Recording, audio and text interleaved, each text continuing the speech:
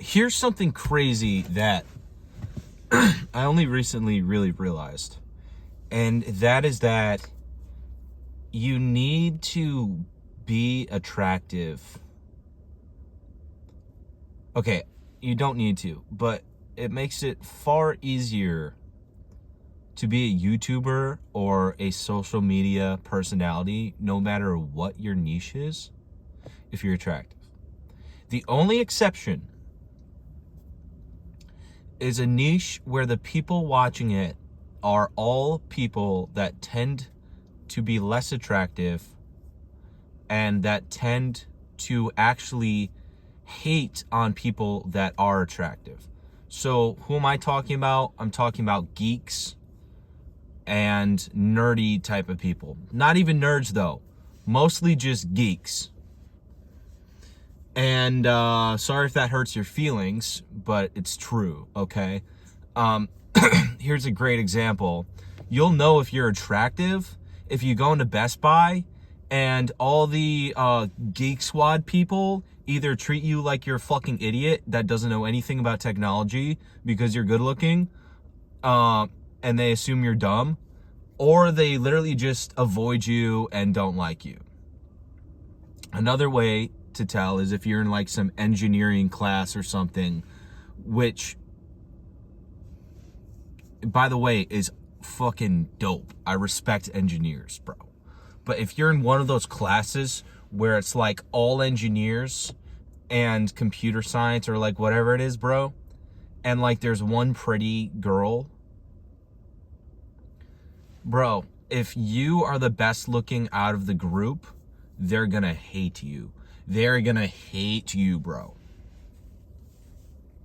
Okay, do you see what I'm saying? So that's how you can know if you're good looking.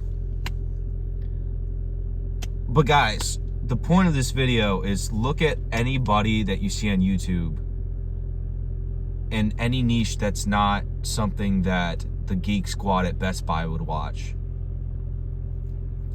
And you don't need to be attractive, but it helps a lot. And it seems like the top of every niche, besides, you know, kind of geeky technology type of stuff, is attractive people. And I've gained 20 pounds, guys, since the summer. And even that 20 pounds, that difference in body fat, the fact that I don't have abs anymore, guys, even that has impacted my views. And this is not, I'm not saying this in a complaining way, because I simply understand the way that the game works. But I'm just telling you, if you want to know if you're a good looking / attractive dude or woman, just post on social media, and unless you're shadow banned, which is totally possible, and I will die on that hill. But if you're very good looking, also this doesn't count on TikTok as much anymore, and I'll explain that why in a second. But if you're a very good looking person, then you'll naturally get views. Now, I'm not a very good looking person, I don't think. I think I'm pretty average, but I think I made myself above average when I was leaner over the summer. And I think I looked better. And I think that made it so it was way easier for me to get views. Because now my views are kind of dead. But I promise you guys, I promise you, if I lost 30 pounds, I gained maybe a little bit of muscle, and maybe I fixed a couple little facial flaws, and my hair was thicker, and my, like, bunch of little tweaks, and I also exercised. I haven't exercised in months. Guys, you would suddenly watch my channel get like 20, 30,000 views per video. It's just, it is what it is, bro. People like looking at better looking people. Like, you know what I mean? Like, people like looking at people that are pleasant to look at. I feel like it's that simple. Like, it's not something that is should be upsetting to us, you know? But anyways, the reason why you shouldn't stress about TikTok and not getting views on there is, one, TikTok actually shadow bans people. Like, TikTok is actually an insane app behind the scenes. The back end of TikTok is absolutely bizarre. People have looked at the coding. It's insane, the amount of data they collect on you. And they do actually do things on TikTok, like shadow ban you silently. And obviously that would happen because the Chinese government owns ByteDance, which owns TikTok. So obviously they're going to be using more of these communist kind of tactics in their app. And I know I sound crazy, but I promise you this is actually a real thing. Second reason, though, because that's not likely to happen to you. The second reason, though, why it doesn't matter on TikTok, like you shouldn't use that as a metric of how good looking you are, is because TikTok is extremely oversaturated, okay? So when I was on TikTok, and I also used to look a little bit better, I used to swim like 4 years ago. But I used to get views, and I think that's because I was in shape. And I got views pretty easily. And guys, here's the thing though. A girl that would get a bunch of views on TikTok, or a man that would get a bunch of views on TikTok back then in 2020, there was not the same level of competition. So whereas I got hundreds of thousands of followers back then, and I didn't just make videos about, you know, my appearance. I made videos about all over the place, really. But guys, the competition on TikTok for views is so unbelievable. You should just throw it away at this point. It's ridiculous. It is literally ridiculous. It's like harder than Instagram to get some attention on TikTok for your appearance. Literally, if you like, you would have to be the top 0.001% on TikTok appearance wise to even get a decent amount of likes and views anymore. It's just completely oversaturated. Everybody figured out that TikTok can indicate if you're good looking or not. So now everybody posts 24/7 just pictures of their face, hoping to get some likes, hoping that maybe this is gonna, like, you know, prove that they're good looking and make them feel better about themselves. It's absolutely insane. So forget about TikTok. But guys, I can't be the only one who notices. Almost every person I watch, and there are definitely exceptions, so don't be depressed if you're like me, who's just an average looking guy, okay? There are exceptions, okay? You know, from like hard work and stuff. But what I'm saying is people that like, bro, people with subpar content that simply look good on this app, and I'm not saying subpar to be mean. I genuinely enjoy their videos. But let's be honest, they have subpar, kind of average content where if they weren't good looking